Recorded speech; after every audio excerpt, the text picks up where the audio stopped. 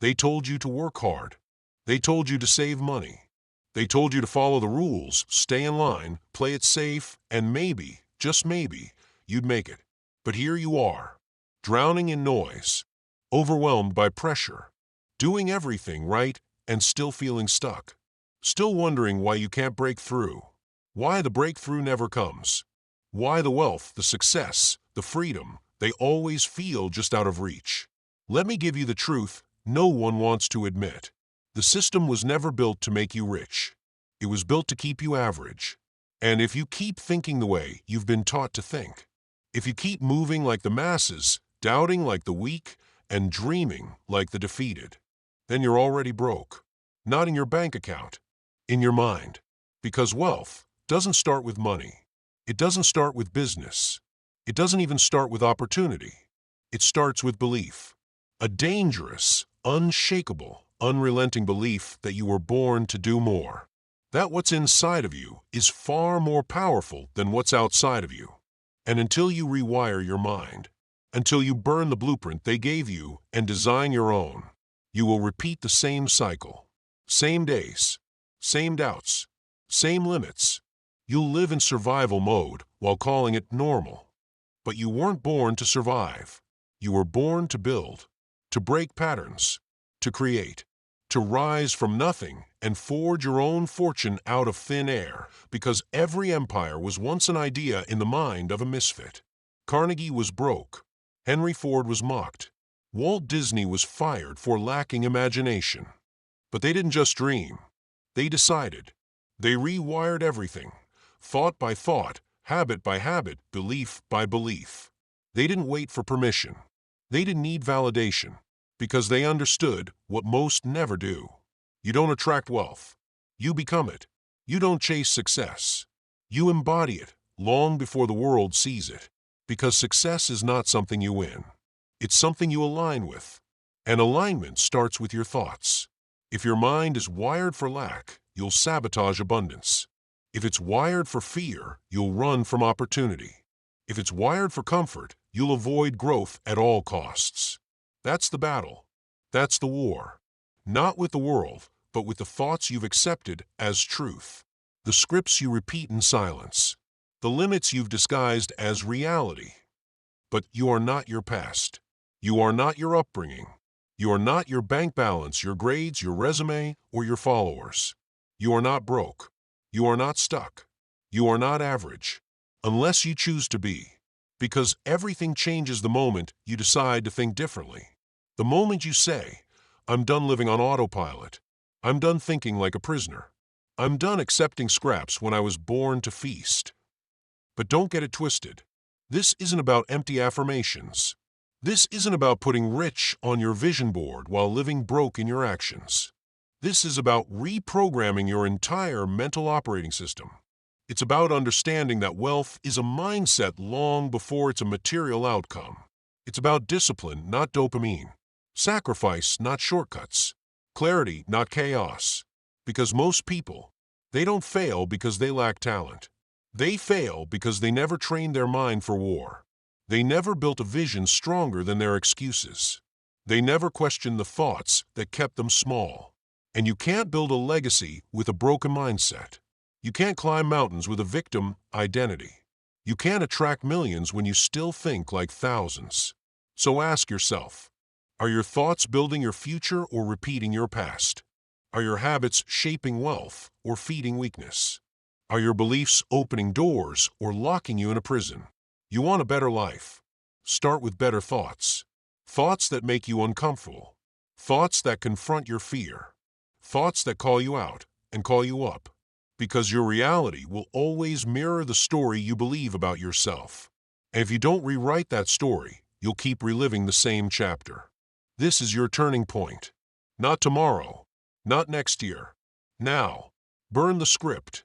Silence the noise. Disown the lie that you were ever meant to be ordinary. Because the life you want isn't waiting for a lucky break. It's waiting for a radical shift in how you think, feel, and move. You want clarity? Then stop chasing 100 things and start becoming one thing. The man or woman with a made-up mind becomes a force of nature. Not because they have all the answers, but because they burn the bridge back to indecision. Clarity isn't found in thinking more. It's found in deciding more. It's found in cutting the noise, cutting the distractions, cutting the excuses. Clarity comes when you stop trying to be everything to everyone, and you finally commit to becoming something real to yourself. You think the world owes you clarity? You think the universe will hand you a crystal clear path while you sit in confusion? No, the world gives you nothing. You demand it through focus. You earn it through commitment. Thomas Edison didn't invent the light bulb because he hoped. He decided. 10,000 failures, each one a teacher. Each one a rejection of confusion.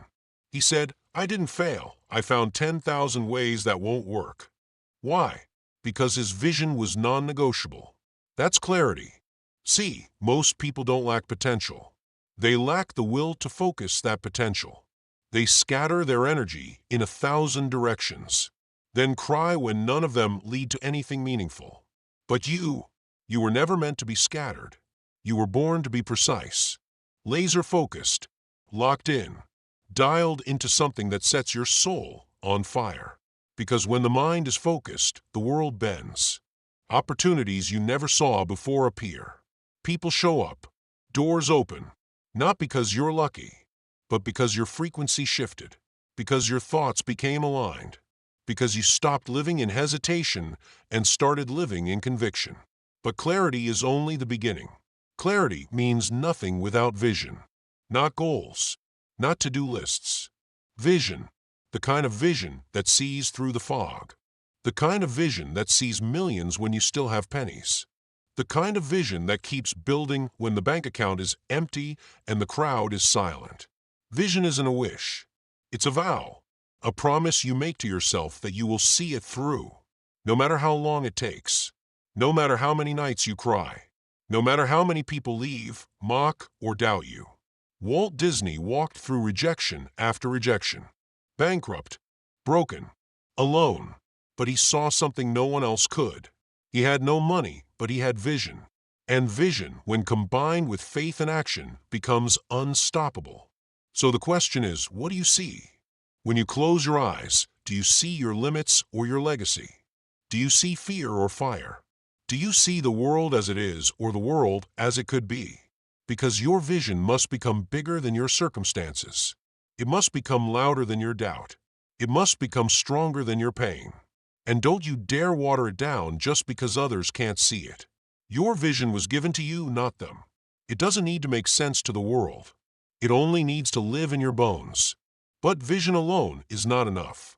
What good is a dream if you won't work for it? What good is clarity if you can't show up when it hurts? Now we enter the fire.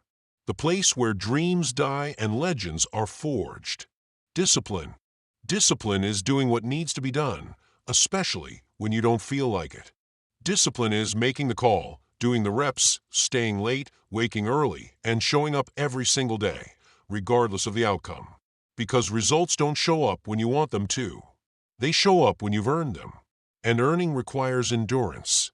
Everyone wants to win until they feel the weight. Everyone wants success until they feel sacrifice. But the disciplined, they don't flinch. They rise. They understand that consistency beats intensity. That greatness isn't built in a single day. It's built in the days no one sees. The early mornings, the lonely nights, the silent grind. Look at any empire, Ford, Carnegie, Rockefeller, Oprah, Jobs. Not one of them got there through talent alone. They got there through discipline, through unwavering self-control, through the ability to say no to pleasure and yes to purpose. Because you can't rewire your life until you've rewired your habits. And habits are built in the dark, in repetition, in the trenches of your routine. So when the alarm rings, get up. When the fear rises, move anyway. When the doubts scream, silence them with action. Discipline is the bridge between the life you want and the life you're living. And if you don't build that bridge, you'll stay stuck on the island of mediocrity, watching others pass you by, wondering why you never crossed.